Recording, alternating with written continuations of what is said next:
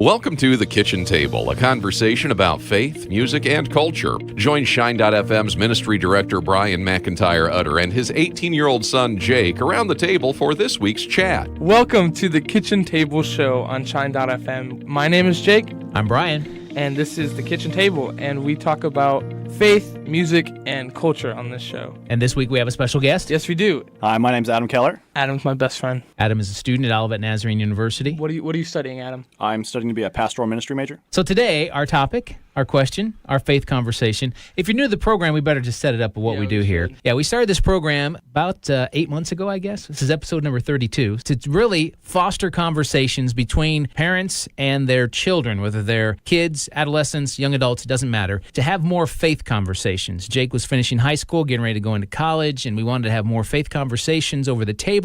And this is a great way of doing it, but it's also a way of encouraging you to have those same conversations. And so we've done that. We start with a faith conversation. We'll usually do about 20 minutes talking about that. We move into a segment we call Music Matters, where we discuss music. And then our final segment of the show we call Culture Shock, where we just look at something happening in our society, in our culture, and just hash that out as well. So this week, our topic. How do we forgive ourselves? Is that a difficult thing to do? Yeah, I think so. Why do you think it's a difficult thing to do? It's hard to forgive in general. Forgiveness is a really hard attribute to have, to forgive someone that has offended you, that has hurt you in their past. But I think one of the hardest things to do is to forgive ourselves, because we are our biggest enemy. In like our own mind, we always beat ourselves up. Especially for me, like myself, I've always really just kind of cast down on myself, and I've had a really hard time forgiving myself. Do you have a hard time forgiving others? Do you think it's easier to forgive others than yourself? They're both hard in different ways. Okay, but one is not more difficult than the other. Adam, what do you think? Forgiving yourself is definitely something that's super hard, because when someone else does something to you, you can see that and you see who did it and you see the face of them and you can go up to them and forgive them. But when you have to forgive yourself, you've seen exactly what you've done. You know what you did, and you also see the repercussions of what happens. So forgiving yourself, there's more to it. It goes on to a deeper level, because you could be angry at yourself for what you did and you have to forgive yourself for that. You could be, you could have made a promise to yourself or to someone else and you broke that promise and you have to forgive for that. Like Jake said, it's a different sort of thing. They're both extremely hard because there can be so much hurt. It's a bit of a different thing, but both of them are extremely hard. Psychologists think that really when it comes to forgiving ourselves is more difficult, because what we are doing is we're struggling with our own shame in ourselves and our own blaming ourselves, and we feel like we need to be punished, and so it's almost like self-punishment in a way when we won't forgive ourselves. Thanks for listening to The Kitchen Table. We're a father-son podcast talking about faith, music, and culture. I want to share a story. One of my favorite writers, Brennan Manning. I've talked to you about Brennan before. Of course, Brennan's now passed away. Just an incredible story. He wrote The Ragamuffin Gospel. My favorite book of his is Ruthless Trust. He shared a story once. He struggled his entire life with alcoholism. And he went into a 28-day program once for alcohol, a treatment program, and he shared this story. They sit in a circle. That each person took the opportunity to elaborate on their history of alcohol, and everyone except the successful businessman who was named Max, who would say, I never really drank that much. Well, the group members told him, you're in an alcoholic treatment center. You have to be honest with yourself. Admit yourself you have a problem. He said, I'm being honest. I've never had that much to drink. Well, later on in the group, the question would come up, have you ever hurt anybody while you were drunk? And of course, everyone shared their truth, the moments in their lives, the experiences that they had. And then when they got to Max, he said, I never really hurt anybody, sober or drunk. Well, the group leader replied, Max, we don't believe you. What would your wife say if we asked her? And so eventually the group leader, because they just couldn't get it out of Max, he wasn't being honest with himself, called his wife, put her on speakerphone. The leader asked, has Max ever mistreated you or any of the kids when he was drunk? Well, Max's wife went on to share the story that it was a Christmas Eve. Prior to her talking to him on the phone, he took his 9-year-old daughter shopping. On the way home, he passed a bar, noticed the cars belonged to his friends, so he pulled in. Well, that night, it was only 12 degrees, it had a high wind chill, and Max left the car running so the heater could stay on, and he told his daughter he'd be right back. Everyone in the group looked shocked at this point, right? She goes on saying Max went inside, started drinking with his buddies. He didn't come out until after midnight. The car had run out of gas and had shut off. The windows had frozen, so he was unable to even open the doors. So when the authorities came, they opened the door. They rushed the daughter to the hospital. Her thumb and forefinger were frostbitten so severely she had to have them amputated. Her ears were so damaged by the cold that she would be deaf for the rest of her life. At that point, the group turned and looked at Max. Max literally had fallen out of his chair. He was convulsing on the floor because he was finally realizing the truth about himself. And the truth was a reality he couldn't handle. So he had been living in a life of denial. He was living in a fantasy world because he couldn't forgive himself. Yeah, because you said he was living in a fantasy world. I think that we try to hide and cover up the true reality of our mistakes and of what we need to forgive ourselves. And we just kind of, it's not that bad. Well, there's certain ways we handle forgiving ourselves. And psychologists in the secular world, they will tell you 3 different ways. One is self-actualization. That's basically you try to convince yourself that you're better than your past mistakes. The second is you're building your self-esteem. You're fighting off the bad things you've done. You preach to yourself all about the good things you've done. And then the last thing is self-pampering, where you treat yourself to your preferred pleasure. It's toxic to feel bad about yourself, so let's drown out all the negative with your favorite treat or trinket. Just self-pamper yourself. That's not the way to do it. There's lots of problems that fall into that. Thanks for listening to The Kitchen Table. We're a father-son podcast talking about faith, music, and culture. Now, forgiveness is not saying it wasn't wrong when we're self-forgiving. It's not saying what we did wasn't wrong. Forgiveness is not forgetting about what we've done, and it's not pretending it didn't happen. But just like the story of Max, you have to acknowledge the truth. That's the first step in forgiving yourself. My dad's a pastor in Bloomington, Illinois, and he's been doing this event that he learned in Cali, Colombia when he went there a couple times. And it was called The Encounter, and we've changed the name to the POC Weekend at my church. The big thing is about finding freedom in forgiveness. And, there's different segments on forgiving, people who have hurt you, your friends. There's a big part about forgiving your mother and father, and that's always super hard. I mean, I remember I went through it. I've been through that weekend a couple times as a participant, but also as a guide. And forgiving the mother and father was always super hard. But then the last part of the weekend is forgiving yourself. And they save it for the last because, like you said, it is the hardest. It's the hardest part of doing it because you can forgive all of those people and think you found freedom. But then once you move on from that, you still have this feeling where you can tell something's not right because you still haven't forgiven yourself. And in those moments, you have to acknowledge that what you did was wrong. And you can't just say, it wasn't wrong, because it was, and you have to be honest with yourself. It's all about, with God's help, once you've been able to forgive those other people, going and saying, I see what I've done. I'm acknowledging it, but I'm realizing that how good I feel and with the freedom and the release that I've had through forgiving those people, with God's help, I can find that same peace and freedom in forgiving myself. And then the freedom and an immense amount of peace that you get when you're able to forgive yourself, when they have you fill out this card that has all of these different things that you just check off what you've done. And then you can look on it. And then through the week, if you remember something else, or if you come to grips with something that you've done, you can check that off. And at the end of the week, you get to burn that paper as symbolism of, I'm letting this go. Yeah. You still wrote it down and you had to acknowledge that it happened, but you're letting it go. And you're forgiving yourself and you're finding that freedom. It's insanely, it's incredible.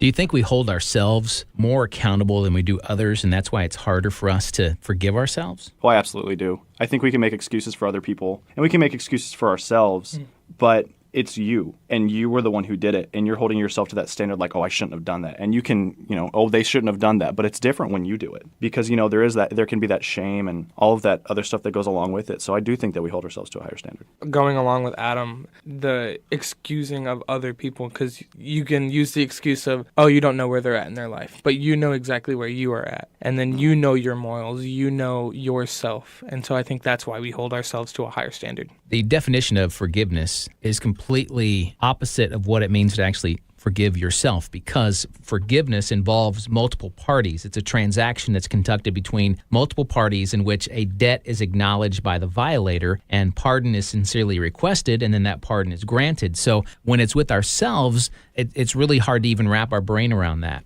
Forgiving yourself is not specifically addressed in Scripture. But in Jeremiah 31:34, it says that because he forgives us, he chooses not to bring up our sin in a negative way. God does not choose to forgive one person and not the other. He forgives everyone who believes in Jesus Christ. And again, we've talked about forgiveness. Forgiving ourselves is not about forgetting what we've done. It's letting go of what you're holding on against yourself. You can move on with God. If God has moved on, shouldn't we do the same? Philippians 4:9 says, put into practice those things we have learned from God and his word. And in Philippians 4:8, it talks about dwelling on what's true, noble, right, pure, lovely, admirable. Forgiving ourselves is not about forgetting, but we have to make that choice in order to move on. Life's full of choices. Every choice we make will either take us in a positive, life-giving direction, or it's going to rob us of an opportunity to be a life-giving individual. So forgiving ourselves, that doesn't let us off the hook at all. It does not justify what we've done, and it's not a sign of weakness. Forgiveness, forgiving ourselves, is a choice that takes courage and strength, and it gives us the opportunity to become an overcomer rather than remaining a victim to our own scorn. We heap a lot onto ourselves. I think that's the biggest issue we deal with. Yeah, I think it was interesting how you said about the definition when it's two parties. And it's weird to think about when you're forgiving yourself, because you think, no, there's just one party. Yeah. But it's weird because you have to think about it in the way that there's two parties where you're basically fighting with yourself. When you said that, I thought of the original Superman 3 movie. He's literally fighting himself, like the evil Superman and the good Superman, fighting for control. And I feel like that's kind of what it is. Like, we're fighting for control of the situation to forgive ourselves. And to, on one side, you're wanting to have that freedom and release and the forgiveness that, Jesus gave us, so we want to do that to ourselves as well. But on the other side, you're like, I don't want to acknowledge what I did. Thanks for listening to The Kitchen Table. We're a father-son podcast talking about faith, music, and culture. Forgiveness releases my hope for a better past. Now, we can't change the past, but when we forgive ourselves, it doesn't change our past, but it does change our path Ooh. and moving forward. That's a tweetable moment right there. That is a tweetable That's good. moment. That'll preach. God says, you've beaten yourself up enough. Want you to move on. But we tend to stick in the past. We feel so guilty about what we've done to someone else, and we can go to that person and ask for forgiveness, and they can forgive us, but many times we still hold on to that. And so we're refusing to accept God's own gift of forgiveness that he's offered us when we can't forgive ourselves. God wants us to have a better future. He wants us to have that new path to go on to. And so in order to do that, we have to forgive ourselves. Another thing that forgiving ourselves does, it releases my right to retaliation. And I think a lot of times people hang on to things way too long, and even punishing ourselves. The Bible says, don't repay evil for evil. Jesus taught, you have heard it said, an eye for an eye, a tooth for a tooth, but I tell you to love your enemies and do good to those who hate you. Well, guess what? Those verses apply to ourselves as well. Yeah. And it's weird to think that because you don't see, like as we said before, you don't see yourself as two different people. Forgiveness also releases the power of Jesus in my life. God is asking you to forgive yourself. He knows it's not easy, so he's offering to come alongside you and empower you to do what you need to do. The fact of the matter is, we hurt other people. Forgiveness always involves a cost. Someone has to pay. And many times we think that someone is ourselves. It's easier for us to put it on ourselves many times than the other person. Yep. Even though the other person might have been the instigator and we really are seeking their forgiveness, we might just heap it onto ourselves many times. We've been making ourselves pay by feeling miserable, hating ourselves, but we have to remember that Jesus has already paid the penalty for our sins on the cross. He paid the cost. And simply that's why we need Jesus in this equation of self-forgiveness. Jesus has to be a part of it. And, Jesus, paid this ultimate debt and paid the price for sin and is able to give the forgiveness of sins that we just plain and simple don't deserve. And I really think that trying to forgive ourselves without Christ, I think, is near to impossible. But I don't think that we can find that true release unless we have Christ's help. You can say that I'm forgiving myself and think that you are, but we can fool ourselves into thinking that because we want it in that moment. And Christ is the one that truly can give it to us because he already has. Christ has to be a part of it. I'm going to put Jake on the spot. You recently met for coffee with a former girlfriend. Yes, I did. And what was the purpose of that meeting?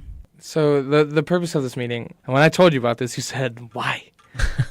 You were very confused by it. But the purpose for this meeting was that she had really hurt me. It was not a good relationship. And I did not want to keep living in this anger towards her. And so I met with her. At first, I kind of started telling her about the awful things that she did to me. But in my mind, I had this switch and this kind of like tap on my shoulder from God and saying, how is this going to help? How is this going to benefit you? You're just going to get more mad and then you're going to make her feel awful. And so I just felt you need to forgive her and tell her that she is a great person and that she is more than she thinks she is. And so I just kind of really emphasized the conversation of, yes, you've made mistakes in your past. I've made mistakes in my past, but you are bigger than your mistakes with God. And I think me and Adam talked about it that night because he was one of the first person I told. we really emphasized on how we can tell ourselves that we're bigger than our mistakes to get our own mind to think that we are, but really we're bigger than our mistakes through God. Yeah, I remember that conversation. He walked in and he said, "Adam, don't get mad at me." And then I was like, "Jake, what the heck?" But he's just like, no, listen for a second. And then he explained, he's like, I went and got coffee with my ex-girlfriend. I was like, okay. Why? And then he went about explaining it, and I was just like, okay, and I realized it's like, this must have taken a lot more than just saying, I forgive you. Like it was a hard thing. And as we started talking about it, and it turned into what? 25, 30-minute conversation about forgiveness. And then later that night, he was just like, hey, you want to be on the podcast with my dad? And we're going to talk about forgiveness. I was just like, ironic. But yeah, that was you talking about how it was like I had to forgive her and then ask for forgiveness in the same right. But man, it was great to listen to what you had to say about that. Thanks for listening to The Kitchen Table. We're a father-son podcast talking about faith, music, and culture. In that kind of an opportunity, are you seeking forgiveness from their part? What happens when that doesn't come? What do you mean? Well, you went to talk to her. Yeah. You didn't want to rehash all the stuff. You just wanted to bring closure to this whole thing, tell her that a lot of stuff went on. I just wanted you to know I forgive you. And you're giving her an opportunity to do the same thing. What happens when that doesn't come, when it's not reciprocated? She was very confused by the whole thing because she knew that she didn't treat me well. And she was like, why are you forgiving me? I don't even forgive myself. And I was like, well, that's where you need to forgive yourself, because if you live on this anger and this self-hatred of that, you're not going to grow. As you said, it's the path, not the past. I don't know how to deal with the whole, if it's not reciprocated. I think that it's all dependent on their walk with God, because if they can't forgive you for the mistakes that you made, at least you've kind of forgiven yourself. Because when you forgive someone, you're also like kind of stepping back and being humble. I think that if someone weren't to take advantage of that moment and forgive you, I think that is the test of whether or not you do forgive them. Yeah. And I know this is a little different, but like earlier when you were talking about, how we sort of like keep blame on ourselves. I know when there's like different things, like different, confrontations that I'll have with other people, I always assume, like if someone's mad at me or something like that, I'll be like, all right, what did I do? What do I need to apologize for? What's going on? And I just sort of put it on myself. And even if it wasn't me, I still beat myself up for that. And then there's like, why am I beating myself up for that? And, in Jake's case, if she wouldn't have forgiven him, he'd be like, well, what did I do? Yeah. Like, well, you didn't do anything. You're doing exactly what you were supposed to do. In that case, it was good because she did acknowledge that, and you were able to find, I don't know if closure is the right word for that. Yeah, I don't know. But, if she wouldn't have, that's the real test of whether or not you actually do. Yeah. Because then that can be just as hurtful. No, I understand that. It was not an easy conversation at all. Sure. But when I left the car, I don't know about her on her end of it, but I felt a real sense of peace that I hadn't felt in a really long time. I told Adam that. And it just felt really good. A great movie, actually 2 movies, true story based on the life of Louis Zamperini, is that how you say his name? Yeah. Unbroken. Unbroken. There's actually 2 different movies that have been made. One's the continuation of the first movie. And really, all that has happened to him, especially when he was in the prisoner of war camp in Japan, and being able to go back there and offer forgiveness. He was never able to, I believe, connect with the other guy, the guy that treated him, the bird, but he needed to offer that forgiveness to those who treated him so poorly for him to move on. But he also needed to forgive himself. Yeah. I mean, he did some really bad things, and he carried that shame with it, and he could not move on that new path of life that God had chosen for him without doing that, without taking that step and forgiving himself. That's such a great movie. I haven't seen the second one, but I read the book. Yeah. Me and my dad both read. My dad told me to read the book after he had finished it, and I was like, "This is incredible." And it was right after the first trailer for the movie had come out, so I read it, then watched the movie, and then the part where he,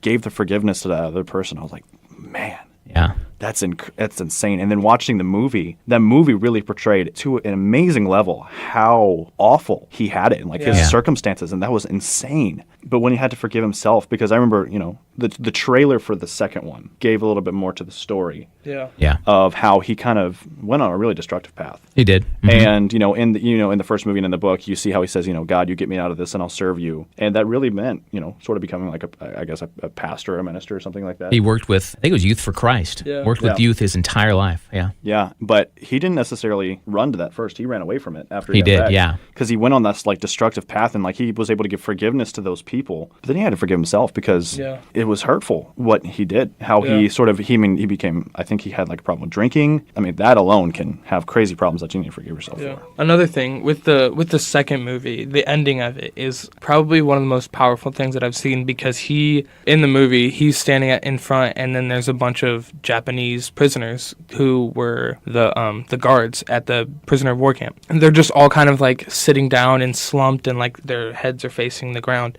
He goes one to one and forgives them and hugs them. You see the look of shock on the prisoners' faces, and it's completely just shocking, because how would you feel if you treated someone so awfully and they just said, I forgive you? You'd be so confused, but that right there is the image of God that we need to have. Yeah, I mean, and the weight, I can't even imagine, even the situation with your ex-girlfriend, like the weight that would have had on it. But these people, like what you see in the movie, what they did to them, like, hitting them with bamboo rods and, punching them and starving them, and then making them they made him run around the entire camp. And then if he fell or lost the race, they would beat him. And then he came up to you and gave you a hug and just said he forgave you. It's a powerful my thing. Word. Yeah. So in closing, we've all screwed up, but we have to remember the sins that we've committed. You have to allow yourself not to be defined by your sin. Really, it's going to ruin your entire life if you do that. Sin does not define us. We're not worthless because of the sins we've committed. We're not worthwhile because of the good that we've also done. Our worth is simply based on God's love for us. Scripture says, 1 John 3:1, see what great love the Father has lavished on us, that we should be called children of God, and that is what we are. So remember this, you are not defined by your sin. You're defined by God's love. And you need to forgive yourself, allowing the sins that you had in your life to be overcome by God's love, and only then you can move forward into a life of love down that path. Not about the past, it's all about the path. And that concludes our faith conversation today. Time for us to move into a segment we call Music Matters.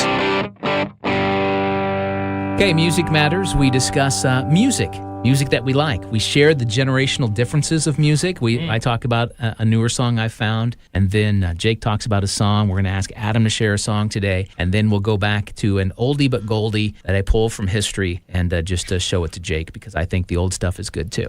Yep. Okay, so my song today, we've actually did the vocal on a song we've done previously on one of our shows, but this is actually a song from her record, Ellie Limebear. If you don't know Ellie, you might know her dad, Martin Smith, lead singer of the band Delirious, which was one of the major 90s modern worship bands from England. And so she has a new record coming out. The song is called Holding Me Still. And so I have Ellie to share a little bit about that song, and then we'll hear a short clip from Holding Me Still. This is Ellie Limebear. Holding Me Still is about how God is the God of the infinite, yet is also God of the intimate.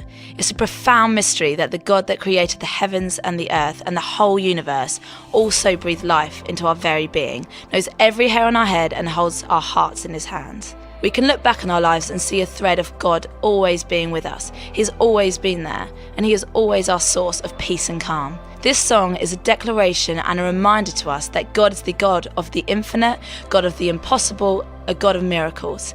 He is a God of intimacy, a God of relationship, and a God that is full of love for each and every one of us. Psalm 139 illustrates this perfectly. It's a passage of scripture that is filled with truth about how God created us, how he loves us, and how he is present everywhere, always.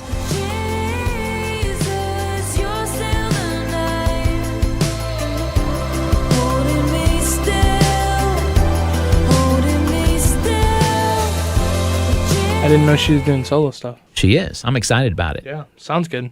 All right, well, my song for the week, I've used another one of these. There's a different one that I really fell in love with this week. It's the album of Shane and Shane, where they literally take Psalms and make music into it. And I love that because that's what the psalm is. I think a lot of people see the psalm and they think it is reading, but it was supposed to be set to music, which is very awesome that someone's actually taking it and making it modern that is relatable to us. This is Psalm 34, which is one of my favorite psalms because it talks about God surrounding us and that we just have this presence of God with us. So here's a little bit of Psalm 34 by Shane and Shane. Come exalt his name forever. Magnify the Lord in me. That's a great song. I love that entire album. It's so good. It's a good one. Oh, it's so good. My song that I have is it's Defender by King's Kaleidoscope. It's off their what was their first studio album. And it was called Becoming Who We Are. And King's Kaleidoscope is just absolutely amazing. I used them last week. Oh, you did? Yeah, I did. Oh, see, they're just that good. Yeah, they are. They started out as a worship band for Mars Hill Church in Seattle, and it's just this massive church that had like 13 campuses and all this. The lead singer, Chad Gardner, he was just this incredibly musically talented person. He writes all the music, guitar, drums, piano, like all of this stuff, and he just said Christian music, in his opinion, he said was boring. So, and I have for the time I kind of agree with him, but he said I want to do these classic, so spiritually dense hymns in a new way, really musically. So he had multiple guitarists, a couple people to play the bass, drums, and then like an orchestra. Like they had violin, cello, and then they had brass, they had trumpet, trombone, saxophone, and all of this stuff to make this incredible music. And as they continued to do that, eventually they made this album called Becoming Who We Are. And basically the meaning behind that title was we are never done becoming who we are in Christ. And this was the final song on the album about Christ being our defender and how he just wraps himself around us, and he is the rock and our redeemer, and he defends us with everything that he is. So here's a little bit of Defender by King's Kaleidoscope.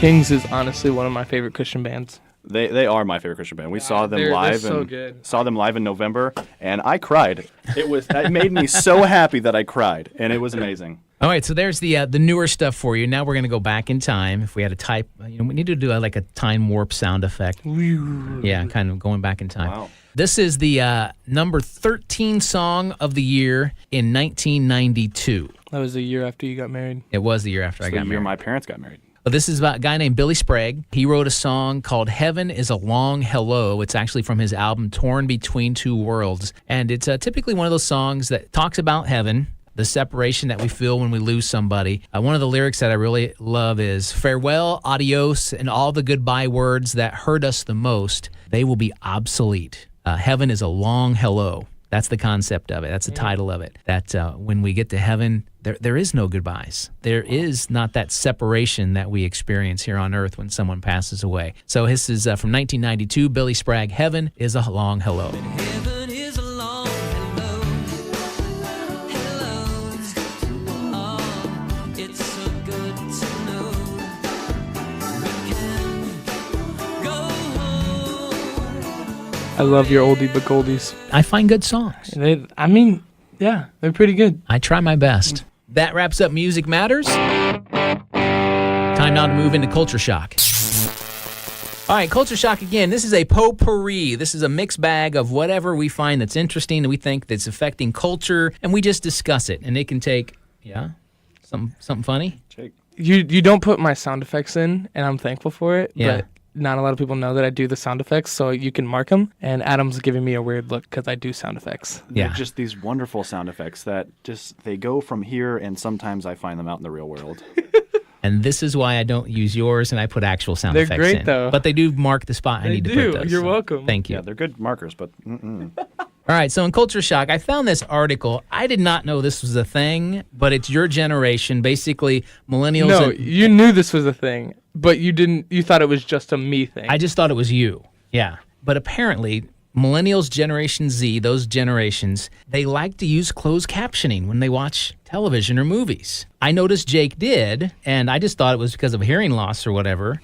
But apparently, this is a thing. Did you know this was a thing with your I generation? mean, I do it. I know a lot of people do it. I saw a meme once. You know what a meme is, Dad? I know what a meme is, yes. Okay, so I saw this meme once, and it was like, why do people use the closed captioning on their Netflix? And it's so you can hear the words while you're eating chips, like the crunching in your Eating ears, so you chips? you can read it while you eat chips. When you said this, I honestly thought that like the closed captions were used more by older generations Right. because, that might be hard of hearing. But I don't use them, and I find them extremely distracting and annoying. I love movies and like doing like cinematic breakdowns, and like I love like watching the movies that like nominated for Oscars and like noticing it's like, oh, I love that shot right there. I love the cinematography in that. Yeah. So anytime there's captions, I can't stand it. But I mean, I don't understand actually. I don't get it. I think they're super annoying. All right, well, I found this article, and there was these parents that their daughter's watching Friends, binging Friends on Netflix, and had the subtitles on, the captioning in 24 print. I mean, big letters. Oh, that's obsessive. And I don't so do that. she asked why, and the daughter responded, well, everyone does it. And so they were curious. So they went to this parenting Facebook group and they asked the question, does anyone else's college student without a hearing disability watch TV with the closed captioning on and insist that everyone does it? Well, 700 and some responses later, Wow. the consensus was, it helps me with my ADHD. I can focus on the words. I can catch the things I miss, and I never have to go back and have to rewind. After they've seen Friends, 26 times binging the whole thing? I watch The Office more. I know. No, the reason I do it I like Friends more. is because, well, you can have your opinion. The reason I do it is because some frequencies, because I'm a drummer and I play music loud because I'm a drummer and I lose hearing. I've just always had a hearing problem. Yeah, all my friends just know that because I always say, what? I do it because I can't hear for certain frequencies, and so certain words, I'm like, what was that? And so I put the subtitles on so I can see it. Well, see, we're going to get to that in a second because that's another part of this culture shock thing that I actually found out about. But specialists say, this is an adolescent psychiatric doctor, Andrew Kent in New York, says that he believes that the auditory processing is more easily impacted upon by distractions. And so that's why they need to have those on Yeah. so they can stay focused. I can understand that. I don't know if it's true or not. A study was done in 2015 of 2,800 college students on the impact of closed captioning on video learning. It said 75% of respondents mentioned that they struggle paying attention in class. As a college professor, I see that. All right. And they said that the captioning helps them to focus. So does that mean we need to get closed captioning for college Professors? lectures? I think might need to Can work on that. we get like a screen and like cushion formation that has the closed captioning? Just of has what this he word. said? But wait, hold on. So as the professor is lecturing, the words pop on the words screen. go- but isn't that what the notes are for? Like I the mean, I slides on the notes. guess. Well, unless it's like DVH and that, yeah, then he has that- no notes and he just reads it off a piece of paper. No, he just reads it off of his brain. Yeah, he reads it off of his brain. But the good thing about that is he says it like 16 times. Yeah, So it's kind of funny. ADHD is one thing. You mentioned because you're a drummer, hearing loss. And really, it's not the drumming. It's the headphones. Your generation is known as Generation Deaf. death or deaf? Deaf. Okay. DEAF. You Deaf. think he said dead? I thought he said No. deaf. And it has everything to do with earbuds. I get that 100%. My brother listens to music in his headphones so loud that I have to say, Samuel, stop. I can hear it like I'm listening to them. That's what they say. All So the a time. doctor in Florida says that lifelong hearing loss is increasing among teens at alarming rates. 1.1 billion young people are at the risk of hearing loss because of earbuds. Wow. Says that 1 in 5 teens have some form of hearing loss at the rate of 30% higher than what it was in the 1980s and 90s, which many believe is due in part to the increased use of earbuds and headphones. So now you got this big old, we've gone back to the 1970s, big old closed ear headphones that cover the size of your head. How do earbuds and headphones actually damage your hearing? Every day, we're consuming media, television, radio, doesn't matter. Normally, we hear sounds at safe levels that don't impact our hearing. But when they're too loud, or when they're loud and long-lasting, the inner ear can be damaged. And so the earbud actually goes further into the ear canal. Yeah. That's why it does it. And I'm convinced. I think it's just a class action lawsuit waiting to happen. The first iPods that came out, they were able to turn that up, the volume level on the iPods, past what was good for Really? hearing. Whereas today, Apple has backed it down quite a bit. And now, even with, I just loaded an iPod Shuffle, an old one I had for our, Michael, our youngest son. It actually allows you to take the maximum volume level Really? down now in iTunes, which is a great thing. Yeah, I remember the original iPod that my dad had for me and my brother and sister, and it would be I would remember because my brother and sister would watch it way too loud, and then I would put it in my, like, I would watch it later, and then I would turn it on in the middle of something, and then it would go bang, and like I would like just like have to like throw it out of my ears because it was always way too loud. It was just ridiculous. Yeah. So the same doctor in Florida says that normal conversation is 50 to 60 decibels. 20 decibels is like a soft whisper. 120 to 130 decibels is a jet engine. And he tells patients anything above 80 to 85 is too loud. Well, most MP3 players can go up to 120 or more decibels, and hearing loss can occur within about 30 minutes to an hour at that level. Wow. This doctor says if you can't hear anything going on around you when you're listening to earbuds, the sound level is too high. Okay, let's go there.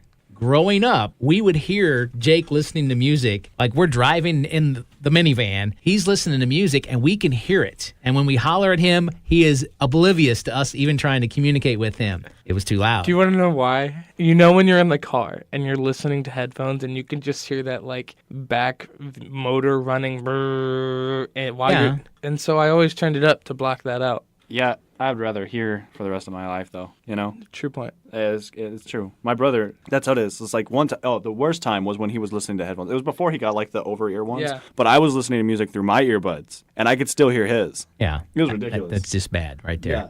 I had to hit him. Signs of loss, if you are worried about this. Missing words in a conversation. You said earlier, dropping words. Yeah. Yeah. And the other is listening to the TV at a louder volume. We always know when we come home and Jake has been watching the TV in the family room because when we turn it on, it's set at like 50 on the volume when the average volume should be about 21, 22 I for do our house. 35. You've had it up to 40 and 50. I've seen it. Oh, wow. So, Jake. and the thing about it is it's a gradual progression. So most teens don't think it's a big deal.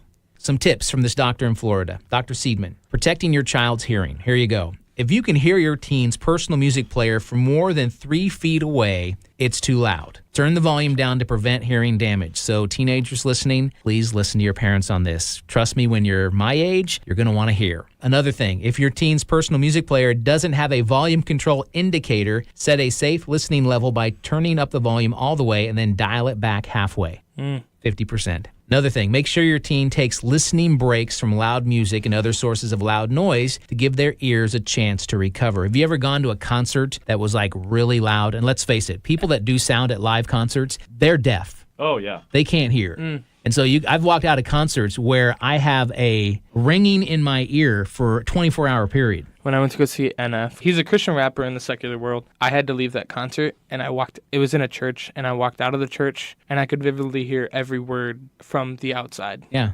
It's crazy. This last winter jam that I went to, I was, no, that was way too loud. It was That's why a ridiculous. lot of people, when they go to concerts, bring earplugs. Yeah. Yeah. Final thing, ensure that you still carry on a normal conversation with someone who is wearing headphones and earbuds. Don't scream at them, okay? So different ways to protect your children's hearing. It is a thing, believe it or not. So if your kids are using closed captioning, maybe it's because the earbuds have been too loud. Well, that wraps up Culture Shock today. And it's going to bring a close to the kitchen table. So hopefully this program has been an encouragement to you when it comes to knowing how to forgive ourselves. It's vitally important to forget the past and concentrate on the path that God has laid out for you. And it's all about His love. He's forgiven you. Embrace that. Forgive yourself. Again, if you want to communicate with us and have a question that you would like us to talk about during our faith segment, you can communicate to us. So the easiest way to do that. Yeah, the easiest way to communicate to us is through the Shine.fm, the kitchen table page. If you just want to get on there, we'll accept you. It's a closed group, so everything stays private while you're in there. But if you just want to give us a question or some music, we'll even do music too. Just give us some recommendations and we'll talk about it on here. And we want to thank Adam Keller for stopping by Yeah, we today. do.